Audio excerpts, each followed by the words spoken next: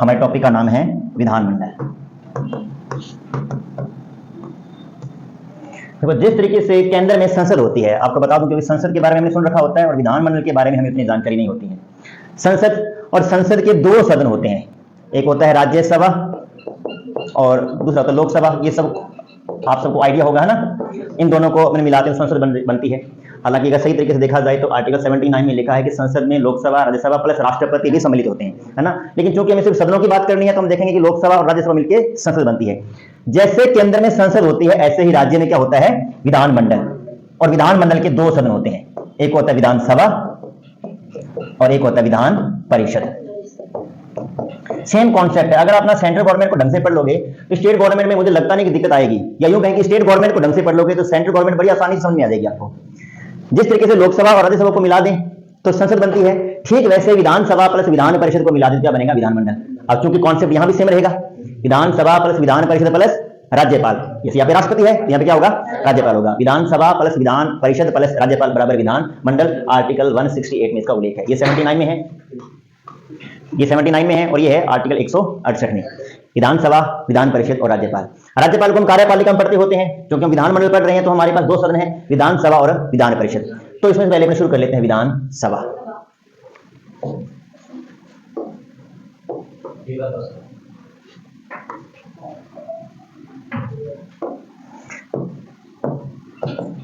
विधानसभा। देखिए, विधानसभा को पढ़ने से पहले मैं आपको चार आर्टिकल्स क्लियर कर दूं।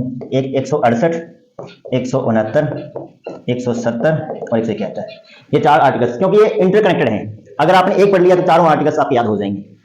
168 ये कहता है, मैं शॉर्ट में लिख दूं, विधानमंडल बराबर विधानसभा plus Vidhan Parishad plus governor यानी राज्यपाल। विधानसभा, विधान परिषद और राज्यपाल इक्वल विधानमंडल। 169 ये कहता है कि अगर किसी राज्य में विधान परिषद नहीं है, मैं आपको बता दूं जानकारी के लिए कि हमारे 28 राज्य और 8 केंद्र शासित प्रदेश हैं। कितने राज्य हैं, 28 राज्य और 8 केंद्र शासित प्रदेश हैं। लेकिन 28 के 28 राज्यों में विधान परिषद नहीं है। विधानसभा तो सभी में है, क्योंकि दो सदन है, विधानसभा सभी में है, लेकिन विधान परिषद सभी में नहीं है। केवल 6 ही राज्य हैं जिनमें विधान परिषद है।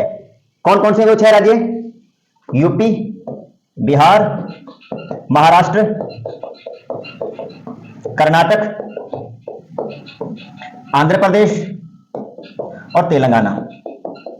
ये 6 राज्य हैं जिनमें विधान परिषद अभी हाल फिलहाल है। अब मान लीजिए कि जैसे राजस्थान की बात करें, राजस्थान में विधानसभा तो है लेकिन विधान परिषद नहीं है।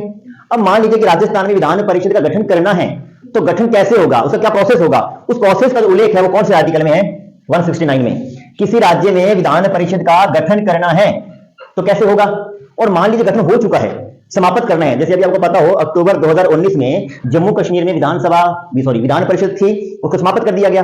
तो अगर गठन करना है या समाप्ति करनी है तो प्रोसेस एक ही है, और उस प्रोसेस का उल्लेख है 169 में।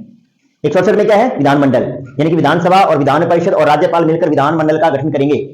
169 में उल्लेख है कि किसी राज्य में विधान परिषद का गठन कैसे करना है, और अगर ऑलरेडी गठन हो चुका है, समाप्ति करनी है तो समाप्ति कैसे होगी, इसका उल्लेख है।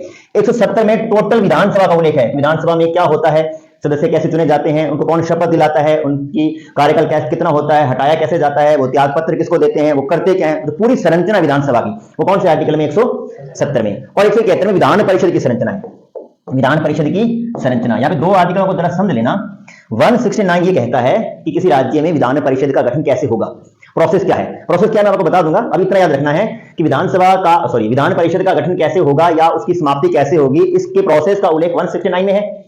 और विधान परिषद में कितने सदस्य होंगे, कहां से आएंगे, शपथ कौन दिलाएगा, कार्यकाल कितना होगा, हटाया कैसे जाएगा, त्याग पत्र किसको देंगे, और विधान परिषद करेगी क्या, ये जो पूरी संरचना है ये कौन से आर्टिकल में है, 171 में। आपसे प्रश्न पूछ लूं, प्रश्न आ जाए, 4 आर्टिकल ऑप्शन में है कि विधान परिषद का उल्लेख है, विधान परिषद का उल्लेख है, ये चारों ऑप्शन है, क्या उत्तर होगा आपका, ABCD, ये A है, B है, C है और D है, मान लीजिए चारों ऑप्शन है। प्रश्न आ गया कि विधान परिषद का उल्लेख है, खुल के बोल सकते हैं, नेगेटिव मार्किंग नहीं है। 168 प्रश्न सुना क्या आपने, प्रश्न सुना क्या, मेरा प्रश्न है कि विधान परिषद का उल्लेख है। नहीं, मैं कुछ नहीं बता रहा, गठन मैं कुछ नहीं बता रहा, मैंने प्रश्न अधूरा छोड़ा है, सस्पेंस छोड़ा है, आपको निर्णय लेना है। एग्जामिनर आपके निर्णय लेने की क्षमता को चेक करता है कि निर्णय कितना लेते हैं, प्रश्न सभी को आते होते हैं। इसका उत्तर होगा 171। विधानसभा का उल्लेख 170, विधान परिषद का उल्लेख 171। अगर सीधा आता है ना उल्लेख तो 170 171। अब प्रश्न आ जाए कि किसी राज्य में विधान परिषद का गठन करना है या समाप्ति करनी है तो 169। अब प्रोसेस क्या होता है? मान लो राजस्थान में विधान परिषद का गठन करना है तो सबसे पहले राजस्थान की सरकार एक संकल्प पारित करेगी। आप यूं कह सकते हैं कि राजस्थान की सरकार एक एप्लीकेशन तैयार करेगी कि भाई हमें विधान परिषद की जरूरत है और राजस्थान में विधान परिषद का गठन किया जाए। फिर वो जो संकल्प है वो जाएगा संसद के पास और संसद उसको पारित करेगी, तो प्रस्ताव बनेगा, एक अधिनियम बनेगा जिसका नाम होगा जैसे राजस्थान विधान परिषद गठन अधिनियम 2024। अब ये कानून बन गया, फिर कानून लागू हो जाएगा तो हमारे यहां पर विधान परिषद का गठन हो जाएगा। प्रोसेस क्या है? सबसे पहले उस राज्य की सरकार इस संदर्भ में एक संकल्प पारित करती है। वो संकल्प हमारी सेंट्रल गवर्नमेंट के पास यानी कि संसद के पास जाएगा। संसद के पास जाते हुए बिल यानी कि विधेयक बन जाएगा और संसद के दोनों सदन जब इसको पारित कर देंगे तो यह एक अधिनियम बन जाएगा जिस पर राष्ट्रपति जी हस्ताक्षर कर देंगे। उस अधिनियम का नाम हो जाएगा जैसे राजस्थान विधान परिषद गठन अधिनियम 2024। और मान लीजिए कि विधान परिषद की समाप्ति करनी है तो ये फिर भी यही प्रोसेस रहेगा कि राजस्थान सरकार एक संकल्प पारित करेगी कि हमें विधान परिषद की आवश्यकता नहीं है, इसको समाप्त कर दिया जाए। वो संकल्प जाएगा हमारी सेंट्रल गवर्नमेंट के पास। सेंट्रल गवर्नमेंट उस संदर्भ में एक प्रस्ताव तैयार करेगी, बिल पारित होगा और नाम हो जाएगा राजस्थान विधान परिषद उत्साधन अधिनियम 2024। सेम कॉन्सेप्ट है, यानी दोनों ही कंडीशन में पहल कौन करेगा? उस राज्य की सरकार। और दोनों ही कंडीशन में अंतिम निर्णय कौन लेगा? तो संसद। अंतिम निर्णय कौन लेगा? संसद। पहल कौन करेगा? उस राज्य की सरकार। तो ये जो 4 आर्टिकल हैं 168, 169, 170 और 171, आई होप आपको हल्के फुल्के समझ में आ गए होंगे। अगर ये समझ में आ गए फिर तो पॉलिटी में है ही क्या। अभी नहीं, हमारे राज्य सरकार ने 2023 में एक संकल्प पारित किया था कि हमें विधान परिषद की आवश्यकता है। बर्तन मत फोड़ो, कोई दिक्कत नहीं, मैं अभी जाने वाला हूं। अभी डेमो ही है। अरे मैं मजाक कर रहा हूं। देखो पॉलिटिकल साइंस, पहले मैं बता दूं, ये जो हमारा विषय है ना संविधान, आप में से जिसने तैयारी की है ना तो पता है कि इस विषय पे आरोप लगता है कि ये विषय बहुत ही बोरिंग विषय है, लेकिन हम ये आरोप कतई नहीं लगने देंगे। हम इस आरोप को हमेशा के लिए हटा देंगे। बहुत इंटरेस्टिंग विषय है। और आपको बता दूं सीईटी देख लो चाहे रीट देख लो, इसमें से 12, 13, 15% पक्के आएंगे। भाई आप किसकी तैयारी कर रहे हैं? सीईटी करोगे तो 15%, 15+%, जिसमें 7-8 सेंट्रल और 7-8 स्टेट पॉलिटी के आते हैं। उसके बाद में जब पटवार या फिर कांस्टेबल या एलडीसी जो भी आपकी भर्ती है उसमें 15, 16, 18% आते हैं। पटवार में तो 18, 19% आते हैं पॉलिटिकल साइंस के। और रीट में जो प्री पेपर होता है उसमें भी 12-13% आते हैं। और अगर आपका सब्जेक्ट एसएसटी है फिर तो काफी प्रश्नों का सामना करना पड़ेगा। कुल मिला के इग्नोर नहीं कर सकते आप इसको। तो ये 4 आर्टिकल अगर आपको क्लियर हो गए हैं तो अपने पढ़ लेते हैं। जब तक बुलावा नहीं आता तब तक डेमो को कंटिन्यू चलने देते हैं। तो मैं पहले आपसे 4 आर्टिकल पूछूंगा। पहले तो आप मुझे ये बताइए कि कितने राज्यों में वर्तमान समय में विधान परिषद का गठन हो चुका है? 6। कौन कौन से राज्य हैं? और आंध्र प्रदेश का छोटा भाई तेलंगाना, क्योंकि आंध्र प्रदेश से अलग होकर तेलंगाना बना है ना 2014 में। तो यूपी, बिहार, महाराष्ट्र, कर्नाटक, आंध्र प्रदेश और तेलंगाना। और मैंने साथ में एक बात बोली थी कि 2019 तक जम्मू कश्मीर जब राज्य हुआ करता था, अभी जम्मू कश्मीर राज्य नहीं है, जम्मू कश्मीर एक केंद्र शासित प्रदेश है, तो वहां पे विधान परिषद होती थी, अभी उसका समापन हो चुका है। अभी वहां पे कोई विधान परिषद नहीं है। अभी तो विधानसभा भी नहीं है, अभी इलेक्शन होने वाले हैं। हमारी सेंट्रल गवर्नमेंट ने बोला है कि बहुत जल्द वहां पे इलेक्शन हम करवाएंगे। हरियाणा में भी होने वाले हैं और जम्मू कश्मीर में भी होने वाले हैं।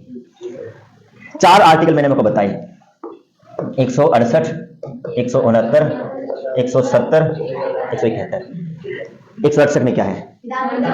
विधानमंडल। विधानमंडल मीन्स विधानसभा plus Vidhan Parishad plus governor.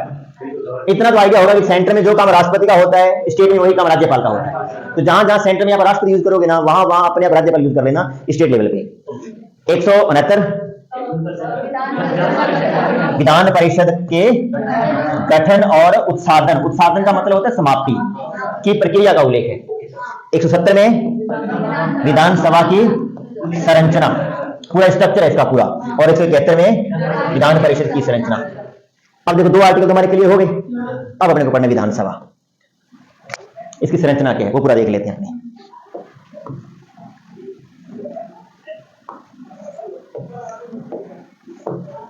सबसे पहला प्रश्न तो ये बनता है कि भाई विधानसभा को किस किस नाम से पुकार सकते हैं, इसको क्या क्या नाम दे सकते हैं अपने। तो इसके काफी सारे नाम हो सकते हैं। एक तो इसको बोलते हैं निम्न सदन, निम्न सदन, अस्थाई, अस्थाई, स्थायी नहीं होता, स्थायी राज्यसभा होती है और विधान परिषद, अस्थाई सदन। इसको हम कहते हैं प्रथम सदन, इसको हम कह सकते हैं लोगों की सभा, क्योंकि इसको लोग डायरेक्टली चुनते हैं। आपको पता होगा अभी हाल फिलहाल हमारे अप्रैल मई में लोकसभा के इलेक्शन हुए थे और मतदान हमने किया था। अब जनता जब डायरेक्ट अपने हाथ से जाकर वोट देती है तो प्रत्यक्ष मतदान होता है, इसे इसको क्या बोलेंगे अपने लोगों की सभा। लोगों की सभा, एक इसको कह सकते हैं लोकप्रिय सदन। लोकप्रिय सदन, ये कुछ नाम इसके हो सकते हैं, निमन सदन, अस्थायी सदन, प्रथम सदन, लोगों की सभा, लोकप्रिय सदन, भावनाओं का सदन भी बोलते हैं, मतलब बहुत सारे नाम ऐसे। अब इन नामों का भी मतलब है कि निमन सदन ही क्यों कहा गया, अस्थायी सदन ही क्यों कहा गया, प्रथम सदन क्यों कहा गया, द्वितीय क्यों नहीं कहा, तो इसके पीछे कारण है। देखो, निमन सदन इसलिए कहते हैं कि विधानसभा को ना, वैसे इसका कार्यकाल कितना होता है, 5 साल। अभी हमारे भजन लाल जी मुख्यमंत्री बने हैं, आपको पता होगा हमारे दिसंबर के आसपास इलेक्शन हुए थे, और जिस पार्टी का विधानसभा में बहुमत होता है वो पार्टी सरकार बनाती है। अगर कांग्रेस का बहुमत होता तो अशोक गहलोत सरकार बनाते, अब बीजेपी का बहुमत है तो भजन लाल जी ने सरकार बना ली। तो 5 साल के लिए है ना, 5 साल के बाद क्या होगा, दोबारा से इलेक्शन होंगे। लेकिन क्या 5 साल से पहले भी विधानसभा को भंग कर सकते हैं? बिल्कुल कर सकते हैं। 5 वर्ष से पहले भी इसको भंग अपने कर सकते हैं। जिस सदन को भंग कर सकते हैं ना वो निमन सदन होता है हमेशा। लोकसभा को भंग कर सकते हैं तो लोकसभा भी क्या कहेंगे अपने, निमन सदन। अस्थायी इसलिए कहते हैं कि इसका फिक्स कार्यकाल 5 साल है, 5 साल में इसको चेंज होना ही पड़ेगा। जबकि जैसे राज्यसभा होती है ना, राज्यसभा या विधान परिषद, उनका कार्यकाल नहीं होता। मैं आपसे पूछूं लोकसभा का कार्यकाल कितना होता है, आप कहोगे 5 साल, मैं कहूंगी राज्यसभा का कार्यकाल कितना होता है, तो आपके पास उत्तर नहीं है। राज्यसभा का कोई कार्यकाल नहीं होता, फिक्स नहीं, होता ही नहीं। लोकसभा चल रही है, क्रम से कितनी है, 18वीं, राज्यसभा कितनी है, या तो पहली या फिर अंतिम। उसमें क्या होता है, कभी भी रुकावट नहीं आती, तो स्थायी हो गया, वो स्थायी है तो अपने आप क्या हो गया, ये अस्थायी। प्रथम इसलिए कहते हैं कि भारत में ना सबसे पहले जनता है, प्रथम कौन है, जनता, तो जनता द्वारा चुना गया सदन क्या होगा, प्रथम होगा। लोगों की सभा लोग चुनते हैं और लोकप्रिय सदन लोगों द्वारा चुना जाता है। तो इसके कुछ नाम है, निमन सदन, अस्थायी सदन, प्रथम सदन, लोगों की सभा, लोकप्रिय सदन।